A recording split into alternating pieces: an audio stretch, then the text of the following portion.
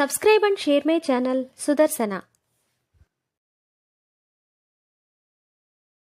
శ్రీమాత్రే నమః.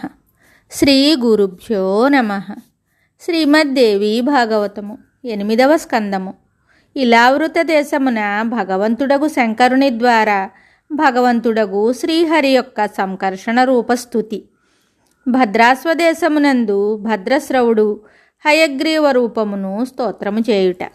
శ్రీనారాయణుడు చెప్తున్నాడు, నారద, జంబూద్వీపమునందు ఇలావృతాది 9 దేశములు ఉన్నాయి. అన్ని దేశములందు బ్రహ్మ మొదలగు వివిధ దేవతలు నివసిస్తూ ఉన్నారు. ఈ దేవతలు జపధ్యాన సమాధులందు లగ్నమై మొదట చెప్పిన స్తోత్రముల ద్వారా శ్రీదేవిని ఉపాసిస్తూ ఉంటారు. ఆ దేశములందు వనముల శ్రేణులు కోకొల్లలుగా ఉన్నాయి.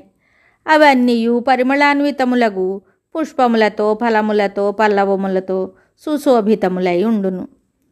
ఆ దేశములందు అసంఖ్యాకములైన అడవులు, పర్వతములు, గుహలు ఉన్నాయి. ఆ పర్వతలోయలు స్వచ్ఛమైన జలములతో నిండి ఉంటాయి. ఆ 9 వర్షములందు ఆదిపురుషుడు భగవంతుడగు నారాయణుడు సకల లోకములను తన కృపాదృష్టితో అనుగ్రహించు శ్రీదేవిని ఉపాసించుచు విరాజమానుడై ఉండును. అట్టి నారాయణమూర్తిని అచటి జనులు నిశ్చలమైన మనస్సుతో కొలుస్తూ ఉంటారు. ఇంక ముందు కూడా ఈ పూజా పద్ధతులు కొనసాగవలెనని ఆ స్వామి తన వివిధ రూపములలో శోభిల్లుట ఆ ప్రభు స్వభావము. ఇలావృతమున భగవంతుడగు శ్రీహరి రుద్రరూపమున విరాజిల్లుచుండును. బ్రహ్మనేత్రముల నుండి ఆ స్వామి ప్రాదుర్భవించెను. ఈయన ప్రేయసి ప్రియురాలు ఎల్లవేళలా ప్రభు వెంటనే ఉండును. ఆ క్షేత్రమునందు పురుషులెవరునూ ప్రవేశింపజాలరు, తిరగనూ లేరు. పురుషుడెవరైనను అచ్చటికి వెళ్ళినచో భవానీదేవి శాపమున అతడు వెంటనే స్త్రీగా మారిపోవును. అచ్చట భవానీదేవి సేవయందు లగ్నమైన అనేక స్త్రీలు ఉంటారు. ఈ స్త్రీలతో చుట్టుకొనబడి భగవంతుడు రుద్రుడు మహానుభావుడగు సంకర్షణుని ఉపాసించుచుండును. ఈ సంకర్షణుడు భగవంతుడగు శ్రీహరి యొక్క తామస ప్రకృతి గల 4వ మూర్తిగా చెప్పబడును. కేవలము సమస్త ప్రాణుల కళ్యాణార్థము రుద్రదేవుడు సంకర్షణుని పూజించును. ఈ పూజింపబడు రుద్రదేవుడు జన్మలేనివాడు. ఈ స్వామి చిత్తము సదా శాంతముగా ఉండును. భగవంతుడగు శంకరుడు చెప్తున్నాడు, ఓం నమో భగవతే మహాపురుషాయ సర్వగుణ సంఖ్యానాయానంతాయ వ్యక్తాయ నమః.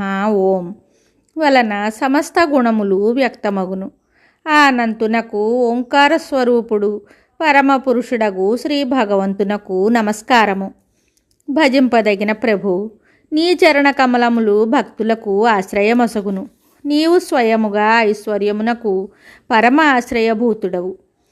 భక్తుల ఎదుట నీవు నీ భూతభావన స్వరూపమును సంపూర్ణముగా ప్రకటించదవు. వారిని సంసార బంధముల నుండి కూడా ముక్తులను చేయుదువు. కానీ భక్తులు కాని వారిని బంధములలో పడవేయుచుందువు. నీవే సర్వేశ్వరుడవు. నేను నిన్ను భజించెదను. ప్రభు, మేము క్రోధావేశమును జయింపలేకున్నాము. అప్పటికప్పుడు మా చిత్తము పాపాసక్తమగును. కానీ నీవు ప్రపంచమును అదుపులో నుంచుటకు నిరంతరము సాక్షి రూపమున దాని సకల కార్యకలాపములను చూచుచుందువు. మాయామయమగు విషయముల అటులనే చిత్తవృత్తుల ప్రభావము నామమాత్రము కూడా పడదు. కానీ దాని ప్రభావము మా మీద ఉండును.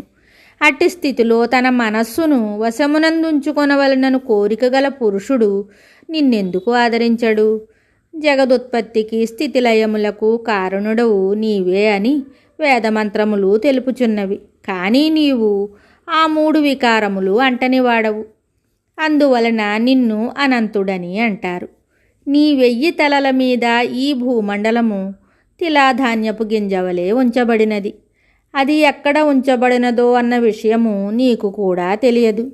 విజ్ఞానమయుడైన భగవంతుని వలన రుద్రుడనగు నేను త్రిగుణాత్మక తేజము గల అహంకారముతో ఇంద్రియాభిమానులగు దేవతలను, ఇంద్రియములను, పంచభూతాదులను సృష్టించెదను. మేమందరము త్రాటితో కట్టబడిన పక్షుల వలె నీ క్రియాశక్తికి వశులమై మీ కృపచేత ఈ జగత్తును సృష్టించెదము. సత్వాది గుణముల సృష్టితో మోహితుడైన ఈ జీవుడు మీచే రచించబడిన కర్మబంధమున చిక్కుకొనుడి మాయకు లోనై భ్రాంతితో తరుణోపాయము ఎరుగడు. ఈ జగదుత్పత్తి లయములు కూడా నీ రూపములే. అట్టి నీకు నేను పదే పదే నమస్కరించెదను. శ్రీనారాయణుడు చెప్తున్నాడు నారద. ఇట్లు మహాభాగ్యశాలియగు రుద్రభగవానుడు సంకర్షణ స్వామిని ఇలా వృతమునందు ఉపాసించెను. ఇటులనే భద్రాశ్వవర్షమునందు ధర్ముని పుత్రుడు భద్రశ్రవుడు ఉన్నాడు. అతని కులమునందలి ప్రముఖ సేవకుడు భగవంతుడగు వాసుదేవుని హయగ్రీవ నామముతో పిలిచెదరు. ఆ స్వామి సుప్రసిద్ధమూర్తిని నిశ్చల సమాధితో హృదయమునందు ధరించి స్తుతించెదరు. సేవకులతో కూడిన భద్రశ్రవులు చెప్తున్నారు. ఓం నమో భగవతే ధర్మాయాత్మ విశోధనాయ నమః. చిత్తమును విశుద్ధమనరించు ఓంకార స్వరూప భగవంతుడగు ధర్మునకు నమస్కారము. అహో, భగవంతుని లీలలు మిగుల విచిత్రమైనవి. దాని వలన జీవుడు సకల లోకములను సంహారమనరించు కాలుని చూసి కూడా చూడనట్లుండును. తుచ్చమైన విషయానుభవములకు పాపములతో నిండిన ఆలోచనల చిక్కులో చిక్కుబడి ఉండును. తన చేతులతోనే తన పుత్రులను పితామహాదుల మృతదేహములను దహనము చేసి కూడా స్వయముగా తానెల్లవేళలా బ్రతికి ఉండుటకు ఇచ్చగించును. విజ్ఞులు జగత్తును నశ్వరమని తెలుపుదురు. సూక్ష్మదర్శులు ఆత్మజ్ఞానులు ఈ జగత్తును అట్లే దర్శించెదరు. అయినప్పటికీ జన్మరహితుడవైన ప్రభు, నీ మాయతో ప్రజలు మోహితులగుచునే ఉందురు. మీరు అనాది జన్మరహితులు. అట్లే మీ పనులు కూడా మహదాశ్చర్యకరములు. అట్టి మీకు నమస్కరించెదను.